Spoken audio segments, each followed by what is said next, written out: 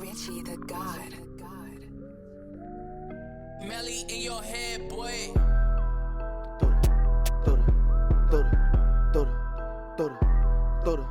Through the way. Come up way realer than people gon' think. Ain't no way. I'ma sit around, have me not a thing. Going too hard, but I can't relax. I don't need no breaks. Tell them all gas, no brakes. Niggas can't really relate. Came from the mud, no rake. I'm trying to make a play round base. Always took the shot like Nate. Nigga really trying to be great. Ain't no time for the details. Putting in work all late. Nigga really trying to be great. Through the way. Through the way.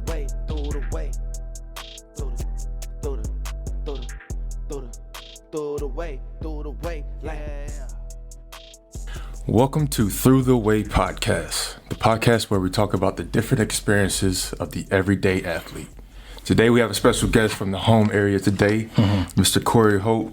Cory, how you doing, man? I'm doing good, man. How you doing? Appreciate you having me on. No, man, all thanks to you. Thank you for doing this for me. So this is the podcast where we talk about high school experiences, college experiences, and sort of give the youth of today what we went through, what you did to get to where you are right now, and life after the game. So let's start with your high school, Lexington High School. You were two sports star. If ladies and gentlemen, if I read off his stats, just in his junior and senior year, this guy, I would love to see anyone a better athlete in Davidson County. So I'm just gonna read a couple of off. He's got 4,872 yards, 58 touchdowns. He ran for 16, 19, and 27 touchdowns. That's more than 6,000 total yards of offense.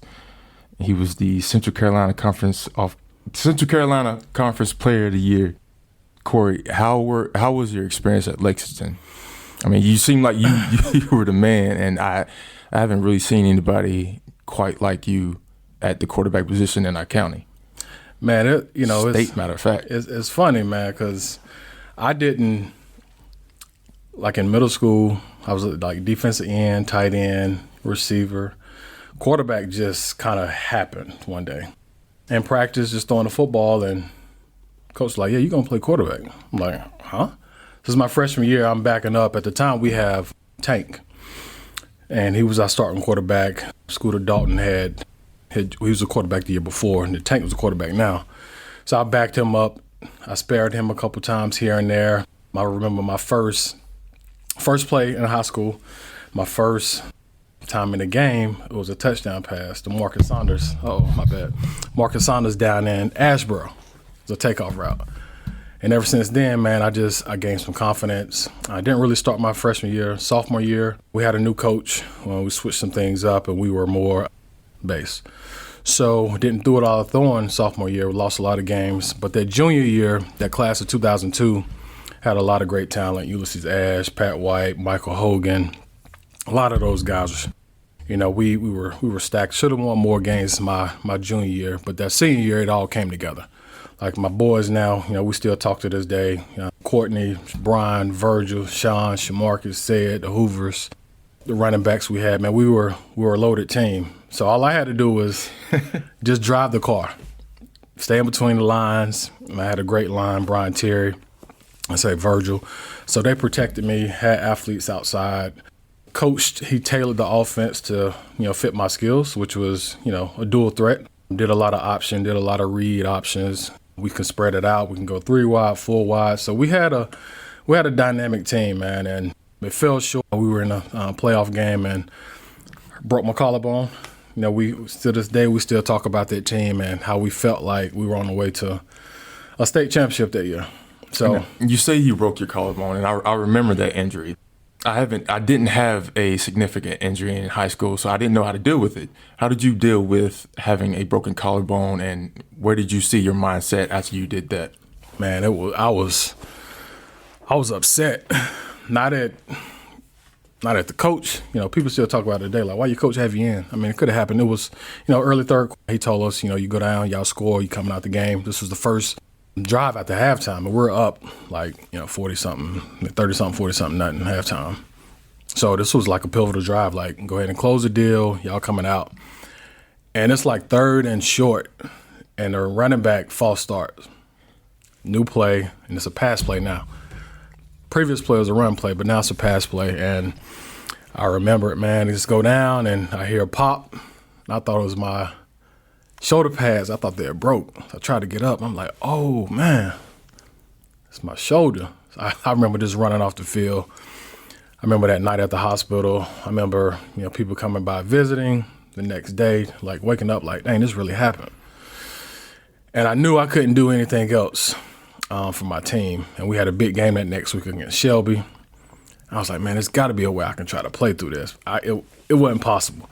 So, man, it was a depressing state, to be honest with you, because I was out, 6 to 8 weeks. We lost the next week, and then it was basketball season. I missed the first 4 or 5 weeks of basketball. So felt like I let, my teams down, and, especially with football, man, we had so much riding on that. I think the whole town, kind of they bought into us. It was a great vibes at that time, man, and it was just sick the way it ended. Yeah, I mean, you were one of the best, and as your stat proves. So, and speaking about basketball, you were also Mr. Everything in basketball as well.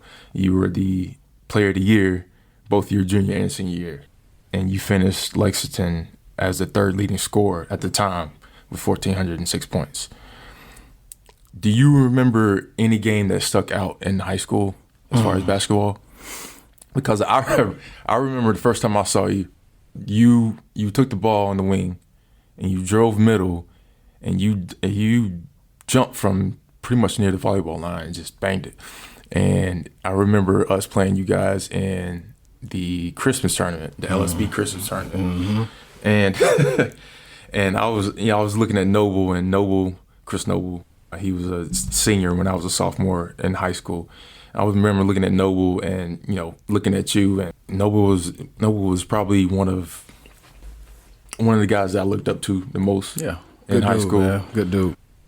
Football and basketball. But I remember playing you guys in the Christmas tournament and losing, just simply because you were a freak athlete, and I think a lot of the kids that grew up with me, or a lot of the kids that grew up behind me, they look up to you. Back to the question, was there anything that stood out as far as a game to you in high school? Several games. You mentioned some of the Christmas tournament game. I mean, they used to be, packed back in them days. Remember a couple of dunks against North, Thomasville. We couldn't never beat Thomasville. That still sticks with me. They was loaded. Peak, Setzer, Tillman, those boys, man, they were loaded. But a couple I would say is my sophomore year state championship game. We played East Bladen, and we got down the first half. We got down 20 points. Like halftime, it was like 42-22 or 40-20, something like that. I remember it to this day. And that second half, we flipped it. Third quarter made a little run. Fourth quarter got it within the 8, but we can never get over that hump. So, there was an opportunity to bring the city back a state championship, and we didn't get it done. So that was devastating. But the experience overall, just to I'm a Duke fan, but playing in the Dean Dome, that was special.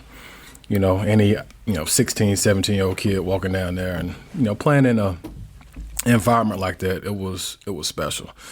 And then my junior year, we played. I think we lost to Jerome Simpson.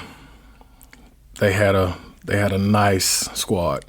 We lost to them, I think, the 3rd round of the playoffs. And he had a dunk, bro. It was probably about 2 steps in front of the free throw line. And all you can do is watch. Ain't no use to jumping. But we ended up losing that game close. In my senior year, we lost in the playoffs, another close game. We were up, and then we lost in the final, probably a minute or so. Just some silly ball. But yeah, we had some good times, man. Some great rivalries with y'all. A lot of the North games I like. I used to like playing at North.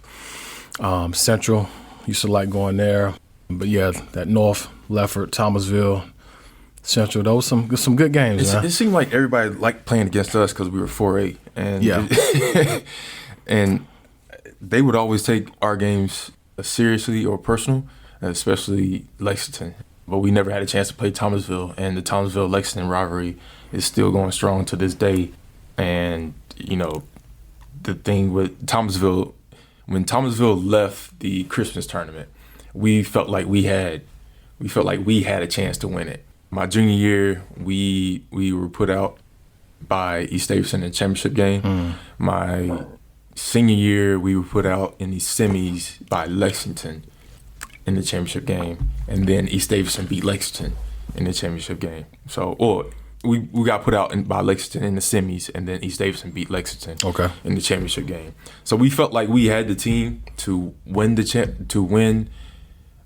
the Christmas tournament, but we just could never get over the hump for some reason, because everyone took us personal, maybe because we were bigger, but, you know, the level of athleticism and the level of competition throughout the whole county was pretty much even. So we had some pretty good hoopers. So you played football, you played basketball at Lexington. What were your next plans? Because you went to Hargrave Military Academy. So what was the decision behind going to a prep school for a semester? Yeah. So actually, it's funny you asked that, because I was actually at my high school today talking to a career management class. And I gave them kind of, you know, my journey through high school. But what led me to go to Hargrave was I didn't qualify academically at the time to immediately enroll in Virginia Tech. So I had to qualify before I got to Virginia Tech. So, you know, I was telling the kids today, like, you know, I took it for granted. Like, all I wanted was score some touchdowns, throw a couple passes, That's all we dunk, you know, be that, you know, class clown. And man, at the time, I didn't even notice that I was just wasting time. Right. And, you know, that it almost cost me my football scholarship. So going to Hargrave was the best thing for me, though. Like one of the best decisions I've made at this point in my life, to choosing to go there. It was all structure.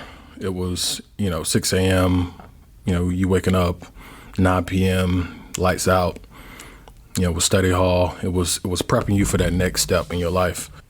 You make your bed every morning. You know, didn't have a cell phone, no TV in the room. Like, it was the real deal. But it helped me take my focus to another level that it hadn't been before in my life. And I couldn't blame nobody else but myself.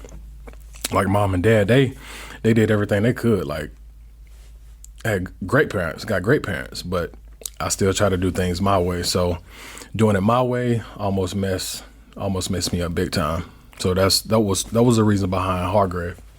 Coach Hurt actually came to me my senior year after I got the scholarship offer from UNCG.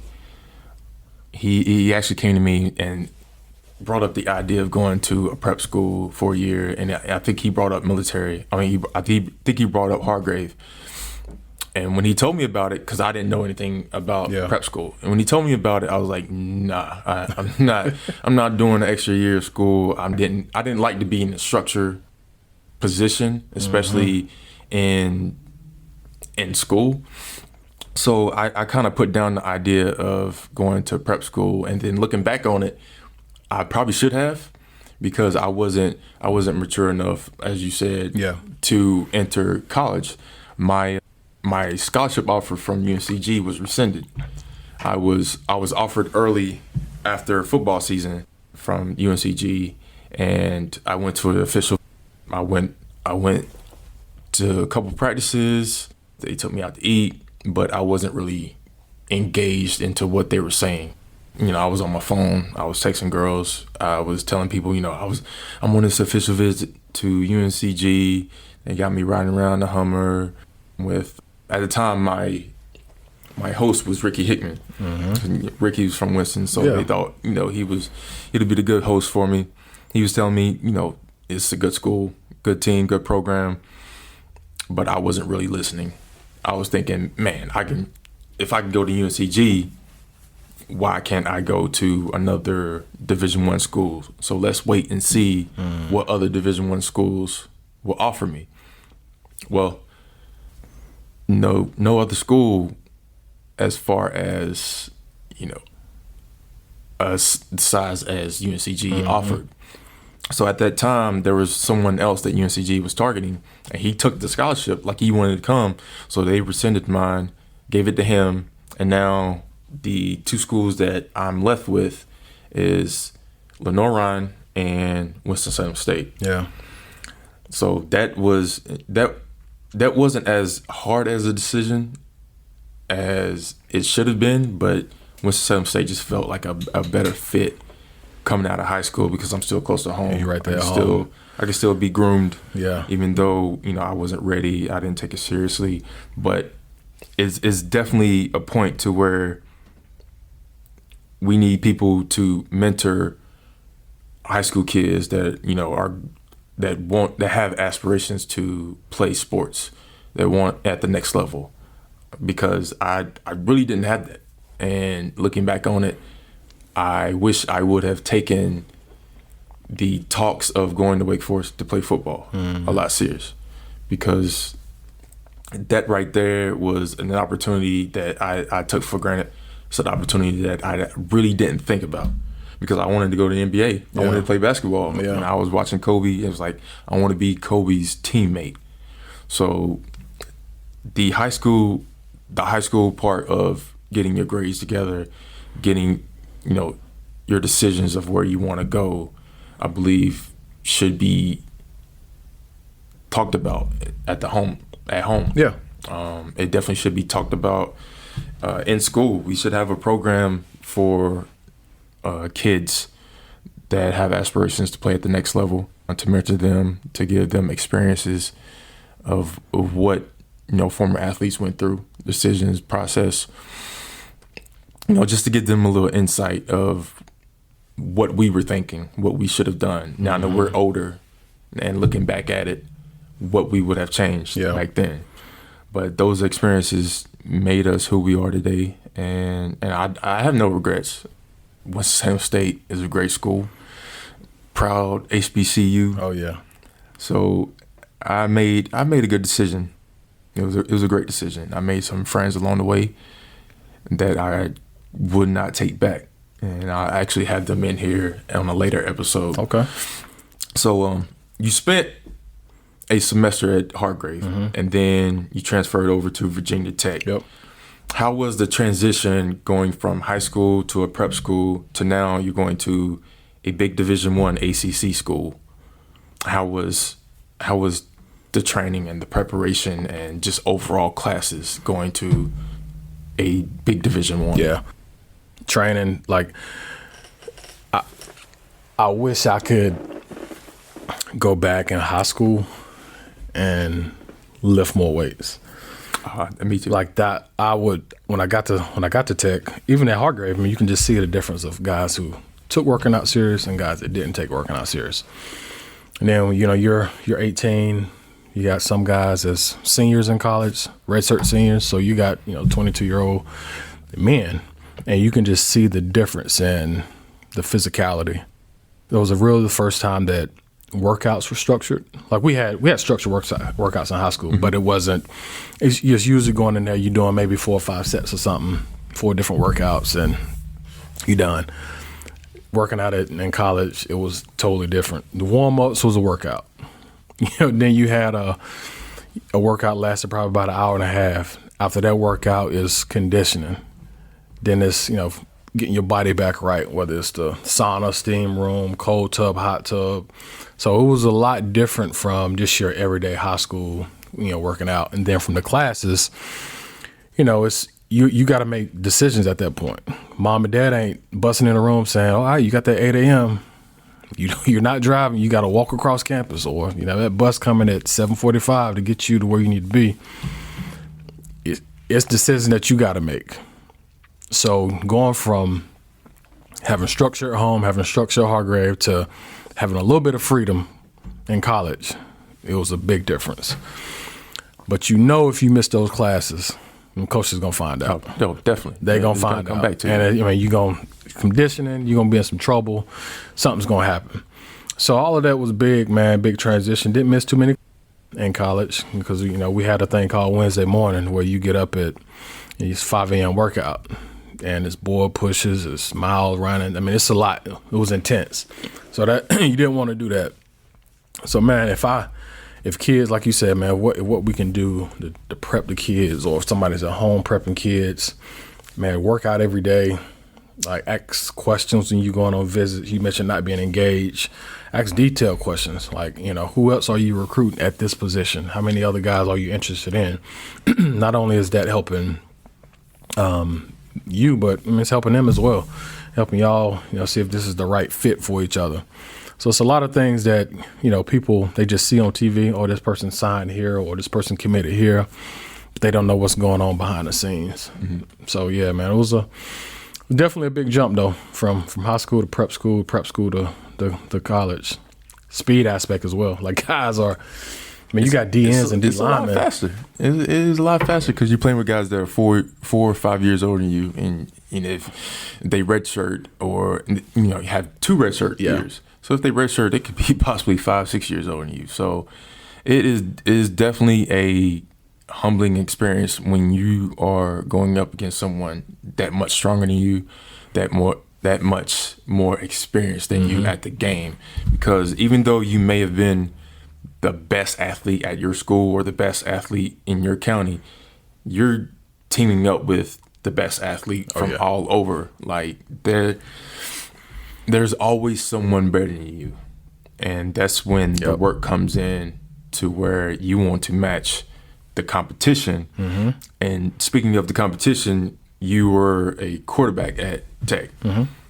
Speak of the people that you had to outplay to get game time. I think you were there when I think it was Marcus Vicks last year, and then you were there with Tyrod as well. Yeah, talk about how those guys made you better, or sort of trying to get into the rotation with the competition there. Yeah, so it was from day one. It was tough competition. So first year, I knew I was going to redshirt. Brian Randall was a quarterback at the time. He went on to be the ACC Player of the Year. That was our first year in the ACC. Prior to that, we were in the Big East. So I knew I was going to redshirt Brian's his last year. After that, Marcus was, the coaches that recruited me, I knew Marcus was coming. I knew he was there. He was my host on my official. So the idea behind that was potentially him entering the draft early. So I redshirt a year, Marcus for a year. So that sophomore redshirt junior year, it's time to go, competing for a job. And that's what it was. And then I lost the job. Sean Glennon beat me out for the starting job. Me and him we still talk to this day. But, each day I had to show up. It was different because I was, you go from being the man to being your guy. You're just another guy. I'm the player of the year here. They're the player of the year where they come from. They win the state championships where they come from. So every day, man, you had to show up. You had to, try to be the best version of yourself. And then like Tyrod came on towards my senior year. You could just see Tyrod was a different animal. Like, he was like, to me, he was on that Vic, like Marcus Vic, that level. Like, he'd do it all. He was fast. He was agile. He had like things you just couldn't coach. And, he's still in the NFL today. He's playing for my team. I want him to get the starting quarterback job back. But, Houston is having some trouble. So, I don't want to talk about Houston right now. So, Yeah, man. So, I knew, and, coach, even we had conversations as well, like, Tyrod being the guy. And at that time, I switched to receiver towards the end of my senior year. So, got a few snaps in games at receiver, but, quarterback was my thing. There was opportunities where, transfer was on the table, but I didn't, I committed to Virginia Tech. I made a lot of great friends and, relationships, and, a couple of my buddies that were at Hargrave, went to Tech as well. Mm-hmm. Corey Gordon, DJ Parker, my roommate Justin Harper. Like, we were all tight. So, I decided not to transfer. I would never been that type of guy that, situation gets tough and just end up running. I just had to accept that, that guy beat me out for that job. Was I happy about it? No. Heck no. The competitor in me, I'm not going to be happy or satisfied with something, but, it was an opportunity for me to, just do some self-reflecting, become a better team player and, a better teammate through it all. Yeah, but through it all, you still was a professional with it. You ended your career at Virginia Tech as a receiver. You graduated. What did you major in? What is your degree at Virginia Tech? My undergrad was residential property management. And like you had the NBA aspirations, mine was NFL. So the whole idea behind my undergrad degree was make it to the NFL, get into some real estate property management, buy commercial, residential stuff and, lease it out and sell and flip. And once that didn't happen, it was like, okay, what's next? And I think, just having the great support system with family, some of the structure that I had, that kind of helped me prepare for that next step in my life after football. Because y'all remember, man, like I was like depressed. I was like, damn, I done let my mama and daddy down, like not getting to the NFL. And man, they had real conversations with me like, that doesn't define you. Right. You've already made us proud. So that means hearing that from them, it resonated a little differently.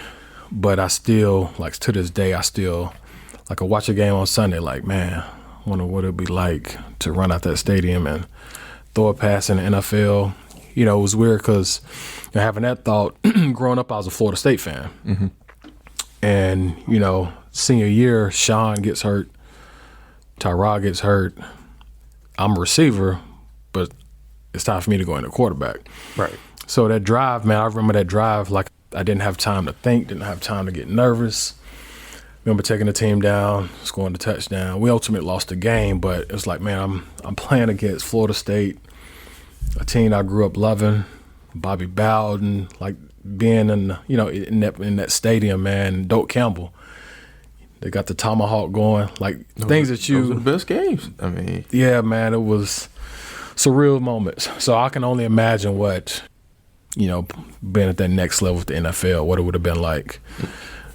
I think we all have dreams and aspirations of playing in the league and, traveling and having our family see us on TV and just being proud of us. But speaking of life after football would be our next topic.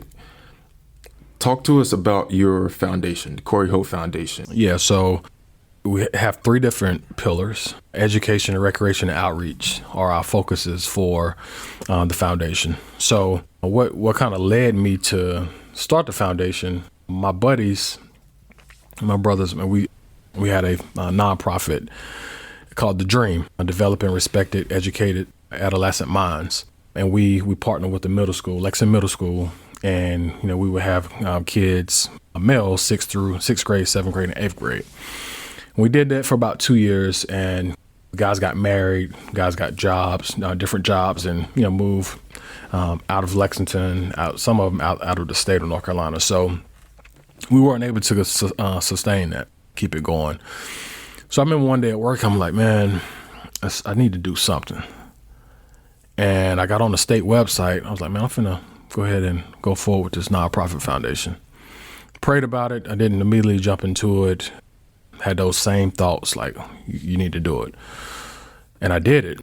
So we focus, like I said, we focus on education, recreation, outreach, trying to impact the youth in the community any way possible. Trying to get them different outlooks in life. Try to help families that maybe going through special times, holidays. We give away, partner up with Josh Bush, Austin Dillon, give away turkeys for the holidays. Back to school drives. Do a lot of things. Like with Lexington City Schools. My church, Elevation, they partner with me as well on some of the different outreach initiatives that are going on in my area or just things in general that I may need support with. They're always right there to help lean in, where possible. But it's just, it's gratifying, man, kind of help out in the city that you came from, city that done so much for you. Like it's not a business. I'm not getting one check personally for it. Right. Everything that's coming in is going out. It's going back to empowering, impacting, trying to make a way, trying to provide for somebody else that just may be going through. And it's been an honor, man. And God has blessed me so much, man. And one of my prayers to Him was just it's kind of just use me however you need to use me. If that's give it back to your community, let's do it that way. If it's telling a story on how I struggled, let's do it that way. So He's been able to provide different avenues, man, and different swim lanes for me to share my story, give back, serve. I'm all about serving, impacting, and I enjoy it. I'm gonna do it as long as I can. I see greater things hopefully coming from it. There's a couple more things that I want to do with it, but right now I think the impact that we're having is being felt by people in the community, and hopefully we can continue to do that. I would say one thing that's come from it is you inspired me to start and create my own nonprofit organization, 42 Roses Foundation, and just watching you and Josh give back to the community, that really inspired me to try and give back to my community of Midway. So hopefully I can live up to that expectation.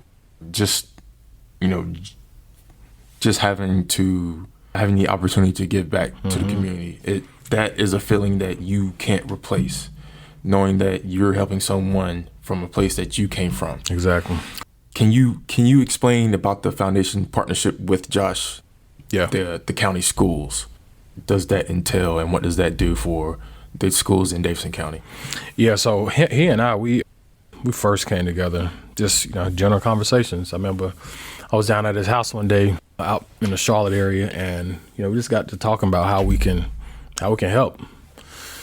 And we said we was gonna raise money. The goal was to raise $10,000 to give $1,000 to each school in the county. We were able to reach that goal.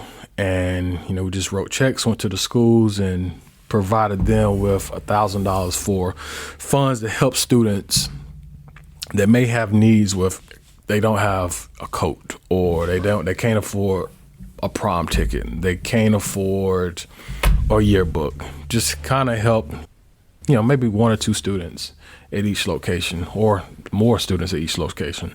From there, man, we just kind of locked arms, man, and kind of building together. We met with Richard Churches at the Vineyards. We had a meeting there one day, and that's kind of how we got partnered with Austin Dillon and his family, and started doing the turkey giveaway around the holidays for Thanksgiving. So I mean, people, we have as men and as black men, some of us are too prideful, and they'll say, okay, well, he got a foundation, now he want to do a foundation. Cory got a foundation, now you want to do a foundation. It can never be too many people trying to help other people or trying to give back. What you doing in Midway, you're inspiring the youth. What we're doing in Lexington, what he's doing, West Davidson, the whole Davidson County area. Still need more of us. It ain't enough. So just being able to, partner with him, man, and it's been, like I said, it's been special, and it's been a blessing to a lot of families in that area. Like he does, I know he does a big toy drive every year for Christmas. Mm-hmm. Just blessing families in that Tyro area with I'm thinking it's more than just Tyro, but helping those kids, man, families that, don't know where their next present's coming from Christmas. That's a word that, is taken off of a family that could be struggling that year or don't have the means to provide for their kids. And then you can see when we have events, you can see the impact that when families come pick up meals, like just a sigh of relief, you can see it on them. People tell us all the time, y'all just don't know how thankful we are to have y'all. And, you doing this in Midway, people gonna have that same emotion. Like, man, we appreciate, and everything don't have to be monetary. Like everything doesn't have to be dollar amounts. Just showing up, just being available, being being a listening ear, being a partner, being a solid friend, solid dude, like that stuff matters too. And I think people see that. So like I said, man, it's been good, and hopefully we can, do something one day, man, to kind of help give back. And you in Midway, live in Winston, but I'm always in Lexington's, and Midway and Lexington's right down the street. So, man, I'm willing to do whatever we can, man. If it's impacting youth, if it's impacting families, if it's whatever it is, man, I'm open to ideas and continue to help empower our communities. Most definitely. So it is definitely a good thing, as Black men, that we take charge and do something positive so that our younger generation can look up to us. But Cory, thank you for coming through the way. You've been a great guest. I hope that you inspire some of our listeners as they listen to your story. And I have something for my gratitude for coming through. Oh man, a lot of folks can't see this, but it is I don't know if you drink or not, but it is a whiskey gift set. Man, appreciate this, yo. Yeah, I'm into the bourbons. I'm into the cigar now, so this gonna go well in the collection right there. So yeah, I appreciate that, man. You ain't have to do this, but man, good. You got a good thing going. When you reached out to Axe, it was a no-brainer. Supporting the people who support you, even if those that don't support you, you still continue to do your mission, and appreciate it, man. Thanks for having me. No problem. Thank you. Throw the way, like